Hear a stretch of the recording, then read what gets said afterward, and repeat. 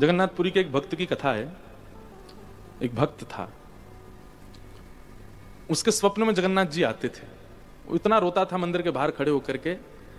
तो ठाकुर जी बोले, तू क्यों रोता है? बोले, आप बस मेरे साथ रहो, मुझे और कुछ नहीं चाहिए, और इस बात का मुझे अनुभव होना चाहिए कि आप मेरे साथ हो।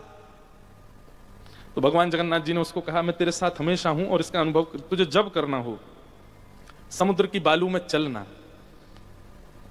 और थोड़ी दूर चलने के बाद फिर पीछे देखना, 2 पैरों के निशान तेरे होंगे और तेरे बगल में 2 पैर के निशान मेरे होंगे। उससे तुझे पता चल जाएगा मैं तेरे साथ हूं। अब तो वो रोज जाता, समुद्र के तट पर चल के देखता, थोड़ी दूर चलता तो 2 पैर के निशान उसके, और बगल में छोटे छोटे छोटे चरण भगवान के। इतना प्रसन्न रहता था। लेकिन ये उसके घर में कोई घटना घटी, माता जी का देहावसन हो गया, बहुत कष्ट में आ गया, इतना पीड़ा में आ गया, रोने लगा, विलखने लगा। अपनी मां के जाने के भाव से तुरंत दौड़ करके गया। बोले, मैं मन को शांत करने का एक ही तरीका, पता चले जगन्नाथ जी मेरे साथ है।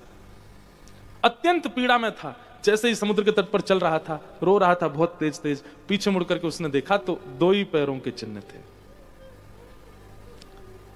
जगन्नाथ मंदिर के बाहर जाकर बोला, मैं समझ गया, मेरी मां का देहावसन इसलिए हुआ क्योंकि आप मुझे छोड़ के चले गए हो। अब आप मेरे साथ में नहीं हो। आपने कुछ दिन मेरा संग किया, उसके बाद मुझे अकेला छोड़ दिया। नाथ, आप ऐसा कैसे कर सकते हैं? मुझसे क्या अपराध हुआ? रोने लगा, बिलखने लगा।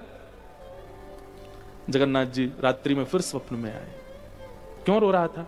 बोले, नाथ, आप मेरे साथ थे हमेशा, और आज आप मेरे साथ नहीं थे। मैंने जाके देखा 2 ही चरण चिन्ह थे, और आज ही मेरी मां का भगवत धाम गमन हो गया। इसका मतलब आपने मुझे त्याग दिया ना? मुझसे कोई अपराध हुआ है? भगवान बोले, नहीं। तो फिर आज आपके चरण चिन्ह क्यों नहीं थे?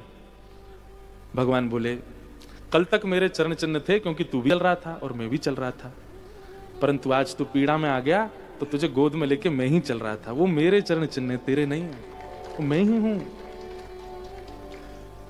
ठाकुर जी कभी अपने किसी भी वैष्णव, एक बार भी कोई ठाकुर जी की शरणागति ले ले, उसके बाद भले ही किसी भी कारण से वो भटक जाए, विलग जाए, लौट के आएगा। एक दिन तो आएगा। एक बार यदि ठाकुर जी के सन्मुख आ चुका है, फिर चाहे वो कहीं चला जाए, दुनिया के किसी भी स्थिति में पहुंच जाए, उसको आना तो पड़ेगा, क्योंकि ठाकुर जी छोड़ते नहीं।